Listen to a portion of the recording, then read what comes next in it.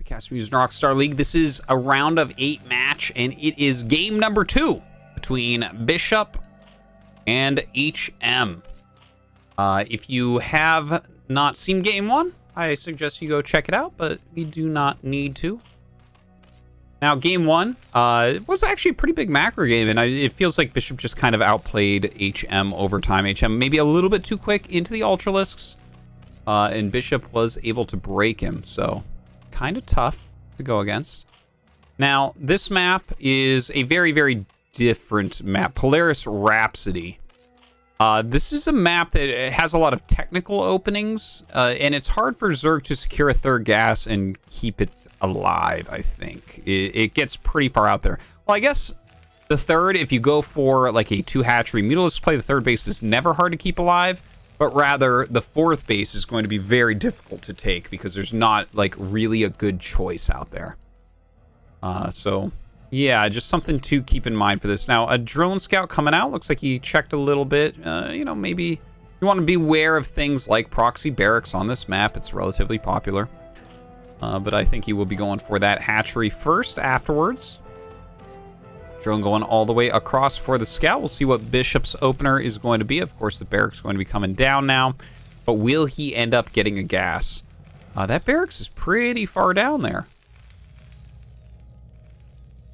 Comes that drone for the scout. Of course, he's going to want to check on the gas with that. And the gas, there it is. Okay, so not surprised to see this from BishOp. Again, a more technical map. And, you know, people might wonder, like, oh, why was it a more technical map, for instance? Okay, so look at the shape of a main base. I can show it better on the Zerg side, right? So here's your main, and then you go all the way up here and then all the way down here to get to your natural. Now, what if mutas are harassing you?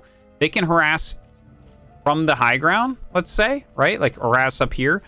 And, I mean, you can put Marines back here, but then they can hit your main base over here. Okay, and then you have to send your Marines all the way back here. And it's like, oh, that's very hard. And then the mutas just fly out here again. So whenever you see kind of weird layouts like this, it's a little bit more likely that Terran will tech up very quickly, you know, and then you can have things like Valkyries, or you can have, you know, a quick science vessel, things like that, that'll make it so that you can actually defend. Because Marines, like if you just go straight Marine medic, you can't really go back and forth with your army. Just the travel time is a little bit too long. You're going to get picked apart by a pro Zerg. So either way, that is what he's going for. Here's the factory, and he's still mining gas. So when you still mine gas out of the factory, this is going to be a 1-base play here from BishOp, at least for a while. Now, I expect for him to go directly into Starport from here. That could be for a Vulture drop. It could be for a Wraith. And I guess there is the possibility that we could see 2-port Wraith, although that's not super popular. I'm not sure if BishOp is really a 2-port Wraith player. Normally, the people who do that opening, you can kind of spot them coming a mile away. People like Leda, right, that are known specifically for having great Wraith micro. We'll see. Ah, it is 2-port Wraith. Okay, cool. I guess that's something we're going to have to write down for BishOp, that he is willing to do builds like this. So, very, very, very technical opening. Getting a Vulture here that can hold off a lot of Zerglings. And, of course, it forces that sunken and give you some scouting intel as well. And we're going to have to see if the Wraiths are going to be very valuable here. Now, there's different ways you can do the 2-port Wraith. I think the most common one is you'll stay 2-port for a while. And, like, if they really try to go Muta against you, you can go into Valkyrie. And if they try to go Hydra against you, you can go into Siege Tanks. Either way, eventually you'll take your base and go into Bioplay behind it. For Zerg, yeah, you can either choose to go Muta Scourge against it and get Overlord speed. Or you can, like, switch it up and try to play, like, a more Hydra-centric. A lot of Zergs actually go all in against it as well. Because you are going to be very light on actual units, right? Like, you're spending all of your money on those Wraiths. Okay, so 2 Wraiths to start. Probably going to get a control tower after the first Wraith pops. Generally, that's going to be the way, and you're going to go Cloak from there and just kind of continually build up your Wraith count. All right, so the Spire is coming. There's a macro hatchery because you can't really, against a build like this, build your hatchery at a third base. And here comes the Vultures. Uh-oh! only is sunken for defense. We don't see any Zerglings here whatsoever. So he gets back into this position. This is going to deny a lot of gas. It's going to be very annoying to do. And look at that. He actually jumps at drone over. I like that play a lot. And, you know, the thing is, the Vultures, this was definitely worth it. There's not even a question.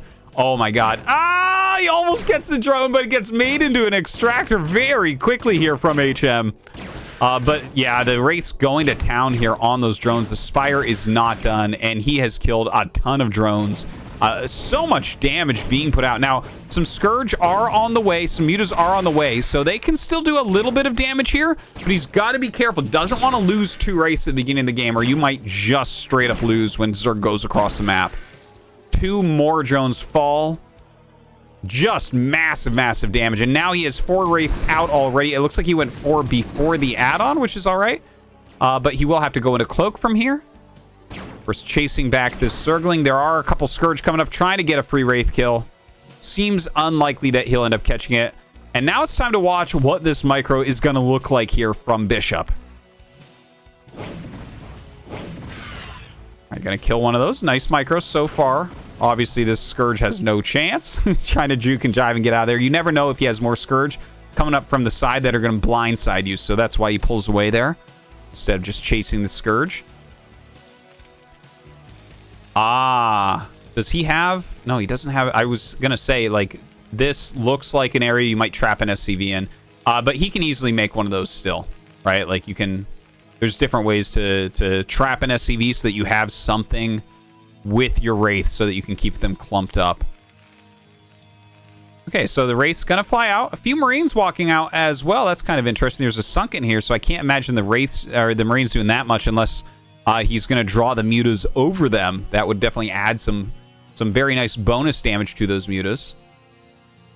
More Wraiths coming. Cloak is done. +1 carapace on the way here for HM. Let's see how he can deal with these Wraiths. All right, gets a single drone. For 6, a great number for that, for picking these drones off. And look at that. Nice micro from these Wraiths so far. Not taking that much damage. Oh, the Overlords, they do not have speed. They do not have speed on the way. So he's just got to kind of try to spread them. That's very difficult to do here because the Wraiths will pick them off if they get out of position at all. Oh, the Wraiths still... Okay, still doing a very good job. And look at that. Yeah, utilizes those Marines for just a little bit of damage output. I love to see it. What a clever move. You never see anyone do that with the Wraiths, but a very smart play here from BishOp. Bringing those Marines forward here once again. And going to start really wrecking these Mutas, to be honest. He has killed a lot of them so far, but Mutas, you know, they can be made a bit quicker. He has double gas compared to just one, and Mutas can win in a straight-up fight. But too many Wraiths here. Too much damage dealt to those Mutas. And I think this is actually going to be it. He kills all the Mutas. Beautiful micro here from BishOp in a very quick game. I don't think he can win from here. He's lost way too much. Look at this. 33 of 19. And as these Mutas pop out and get killed, that's going to be it. GG. To game number 3 between HM and BishOp. The map is Fighting Spirit. It's an oldie. Is it a goodie? Some of the spots can give us some pretty good games. And luckily this one definitely could be one. Zerg in the bottom left. This is generally a spot that is pure death if you are a Terran player. But with Zerg, I don't think that there's very much difference for them, especially in this matchup. For the Terran side of things... Yeah, I mean, bottom right is completely fine. It's got a really big main base, very easy to macro over here and everything. I guess the one thing we can say about Zerg's position is if it gets into a standard game, the main can be harassed reasonably well, but I mean, you know, that's just normal on any rotationally symmetric map. Now the Overlord going to the north. Kind of looking forward to seeing what opener BishOp wants to do here. I imagine it's just going to be very, very standard. But actually, I mean, if you're going to make a depot up here, it's more likely that you're going to go gas. This looks like he wants to do a wall-in. So we might see something like 2-port Wraith again. I mean, it's definitely possible. A mech play is totally fine. A 1-1-1 play is totally fine. Let's see. Okay, well, he goes at... Okay, this is actually like a 10-10-10 is what we're seeing, which is... this is going to be a very, very, very quick factory off of one depot. Wow, kind of interesting to see this. You don't really see this very often in any matchup. It's something that can be used, but it's basically like you go depot racks gas. Now, the gas is, let's see, it finishes at about 55, so that's like 20 seconds quicker than normal, right? So if you set all Terran build orders and you're like, okay, now let's do it 20 seconds quicker. For instance, if you go Vulture, you can get it in there before the Sunken is done, a lot of the times against a very good Zerg. But then again, if you play against a really bad Zerg, they'll probably just have the Sunken finish because they don't know the time it's supposed to get there. It's kind of a funny thing. Obviously, HM is going to know everything he needs to. With the factory going up, this is a solid wall. Lings cannot get through here at all. It is completely tight. SCV just now coming out to scout. Gonna go right past this drone. And tries... He wants the drone to follow him, by the way. He wants HM to have as little info as is possible. Okay, the drone checks the center. It seems like HM thinks that something might be up here because of that SCV. And the drone going to go to the top right. He's going to go to the top left with his SCV. And... Wait a minute. Okay, so we have enough gas for the 2 starport again. Maybe that is going to be the play. Let's see. This factory almost done. I think he's going to make a Vulture as well. Since the drone hasn't come yet, you have a higher chance of getting it in. Okay, there's the double starport. I can't believe it. Double starport twice in a row. This is not even really a map for it, but I guess if you have a Ling-tight wall, that's pretty solid. Here comes that Vulture now. Still no information for HM. Gonna send these 4 Lings over. That's gonna be the first he learns of it. The Vulture should be coming out just around that time. Okay, the Marine is actually under the barracks. Okay, here comes the Vulture. Vulture coming down. Insta creep colony. So he knows something's up, but this is gonna get there well ahead of a Sunken. Vultures are very, very fast. So yeah, he's gonna get there, man. This is a bit scary indeed. The SCV, if it stands up here, he can check if Lings are on the ramp and then just run right up. If he gets into the main base with this, that could be game over. That can be a huge amount of damage. Now look at this. Okay, he's got to get as many shots as possible. He's spotting there as well. You can't hide on the ramp against him. And he gets up into the main base. Now he can kill that Ling. Down it goes. Some good micro here from BishOp. Look at that. The SCV blocking for him as well. Amazing on this Vulture. And HM getting a little bit unlucky with how late he scouted this. Just was not prepared. The amount of damage coming out is insane. Look at this. 7 kills, only 2 of which are Zerglings. Oh, no. Finally. No, he doesn't get it. The SCV goes down. The Vulture remains. He sees a Hydralisk Den coming. Continuing to micro this around absolutely everywhere. Can he get another kill? Finally it gets picked off, but that was... a gigantic amount of damage. So much lost mining time. The Wraiths are here now as well, picking off more drones. Hydralisk Den is done. No Spire this time, but you know what? That means the Wraiths are going to get even more damage. Hydras, like, can beat Wraiths heads up, but with Micro, you can pick off quite a few Wraiths, and now he's killing off the Overlords as well. 21 of 10. Only 3 Hydras on the way. No drones at the natural. Infinity damage done already. BishOp is just smashing HM here. All right, down goes yet another drone. Picks off the hurt one somehow. Amazingly done. HM has to pop some Overlords. He's getting Lurker. This makes sense. Okay. So HM knows that he is pretty screwed this game. He's not going to come back and win a macro game, that's for sure. So he's actually just going to the Lurker upgrade. No Hydra range, no Hydra speed. And he's going to simply try to kill him because he won't have detection. Like, look, right? There isn't any detection. So if he gets up the ramp, if he burrows... Thing is, he didn't even see if there's a wall, I don't think. So, yeah, it seems far-fetched, but maybe it's the best call, honestly. Because at this point, we have so many Wraiths that he can actually kill the Hydras straight up. Like, he could right-click them, or if he micros against them, do an even better job. So the Wraiths coming in now. BishOp really showing off his micro here today.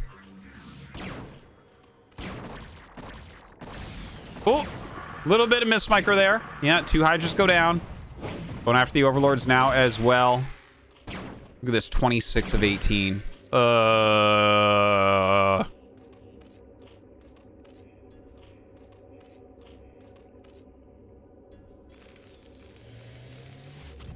What am I looking at here? 5 Marines, 3 SCVs. What in the world is this going to be? What am I... Like, honestly, is he going to bunker rush him? I think he's going to bunker rush him. This is a very strange thing to be witnessing right now. I'm excited. I mean, he's really far ahead, so he can kind of do anything. Maybe build a bunker here so reinforcements from this hatch can't come, or reinforcements can't save the hatch, something like that. All right, we're building bunkers in the Zerg base right now. Okay, Hydra sees it, but he has plenty of units here. Oh, God. It gets worse and worse and worse here for HM. He is morphing those lurkers, so that's really his last chance. All right, bunker gonna get filled up. And he is going to be able to pick off all these Hydras. He's going to be able to pick off the hatchery. Really, the last thing for us to watch here is this lurker attack. This could swing it, right? Like, you could get... There's 0 detection. He's getting scan, and that's it. Okay, so the lurkers burrow. This is a scary moment. You got to bring all your wraiths back, and basically, what's going to happen is they're all going to jump up and try to move forward together, because you can't leapfrog them here. Because otherwise you'll take too much damage. Okay, look at this. He makes a secondary wall. Beautifully done. Does the scan as well. Picks off another one. Oh my God, he's just got so many wraiths.